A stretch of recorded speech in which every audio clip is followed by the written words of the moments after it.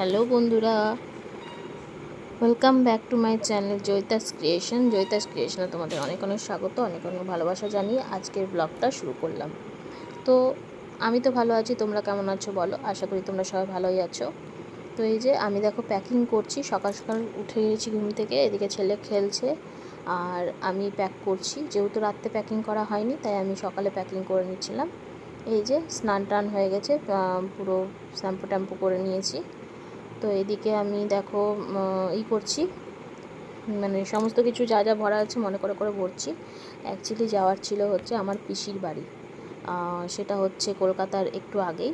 তো পরের ভিডিওতে দেখতে পাবো প্রপার কোন জায়গায় যাচ্ছি আর কেন গেছি, তো সেটা আমি তখনই বলবো।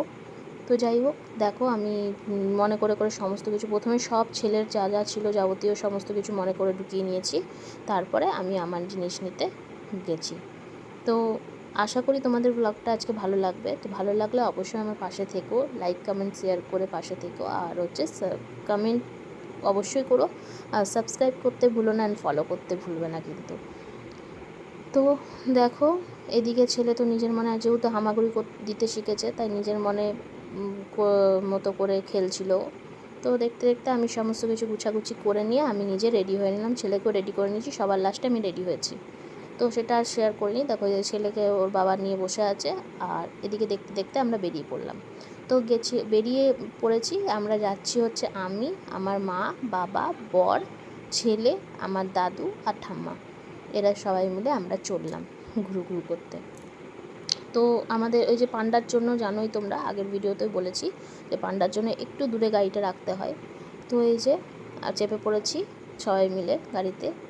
এদিকে আমরা তিনজন, ওদিকে পেছনে দাদু ছিল, সামনে মা আর ছেলে ছিল, আর বাবা তো চালাচ্ছিল, ড্রাইভার সিটে ছিল।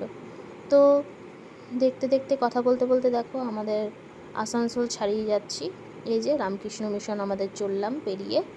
তো মিশনটা ভাবলাম তোমাদের সঙ্গে খুব ভালো করে শেয়ার করব, কিন্তু একটা মিনি বাস কাবাব মে হাড্ডি হয়ে গেল, কিছু করার নাই। যাই হোক, একবার যখন সুযোগ সময় পেলে অবশ্যই যাব, তখন তোমাদের সঙ্গে শেয়ার করব মানে মিশনটা।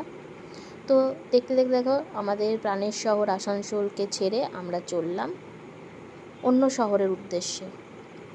তাই আর এই যে ওয়েদার ভীষণ ভালো লাগে আমার, বিশ্বাস করো, আশা করি মনে হয় সবারই ভালো লাগে এই ওয়েদারটা। এই মেঘলা মেঘলা ওয়েদারে কোথাও যেতে লং ড্রাইভে দারুণ লাগে, ফ্যামিলির সাথে বিশেষ করে।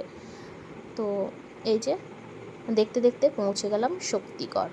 শক্তিগড় মানে এই লাইনে এলেই আমরা শক্তিগড়ের এই হোটেলটাতেই দাঁড়াই, ল্যাংচা মহল। তো বালাজি কিছু একটা নাম আমি নিয়েছিলাম, কিন্তু ওই ক্লিপটা এখন খুঁজে পাচ্ছি না শেয়ার করার জন্য। তো এখানে সবাই মিলে নেমে পড়েছি। তো এখন ডিসিশন নিচ্ছিলাম যে কে কী খাবো। তো আগে ফ্রেশ হয়ে নিলাম, টয়লেট গেলাম, তারপরে এদিকে ডিসিশন নেওয়া হচ্ছিলো। তো ডিসিশন নেওয়া হয়ে গেছিলো, তার মধ্যে ভাবলাম যে ঠিক আছে তাহলে দই বড়া খাবো। বাবা বললো এখানে নাকি দই বড়া খুব ভালো। তো খাইনি, দই বড়াটা টেস্ট করিনি, ধোসা টোসা খেয়েছি কিন্তু দই বড়াটা টেস্ট করিনি। আর যেহেতু এখানে শক্তিগড়ের ল্যাংচা হচ্ছে সবথেকে ফেমাস, তাই দাদু বাবা এরা ল্যাংচা খেয়ে নেবে, বর আমি মা আর ঠাকমা রসগোল্লা খেয়েছে, কিন্তু আমরা কোনো রকম মিষ্টি খাইনি, কারণ গাড়িতে গেলে আমাদের মিষ্টি খেলে একটু প্রবলেম হয়। আর যে টেস্টটা ধরো গরম গরম সামনে খেয়ে, সেই টেস্টটা কিন্তু ঠান্ডাতে বাড়িতে পাওয়া যায় না, তাই নিইনি। তবে যেখানে যাচ্ছিলাম তাদের জন্য নিয়েছিলাম। তো এই যে দাদুকে বললাম যে তুমি খাও, আমি একটু ভিডিও করি। তাই দাদু খাচ্ছিল, আমি ভিডিও করছিলাম। আর এদিকে ঠাকমা রসগোল্লা, হলো তোমাকে আর ভিডিও নিচ্ছি না, তুমি রসগোল্লা খাও চুপচাপ। আর এদিকে বাবাকেও একটু নিয়ে নিলাম। আর ছেলে ওখান থেকে বাবা মানে দাদনকে দেখছিল, আর আমরা খাচ্ছিলাম দেখো দই বড়া। এবারে বলতে পারো আমার ক্লিপটা কী করে উল্টে গেল।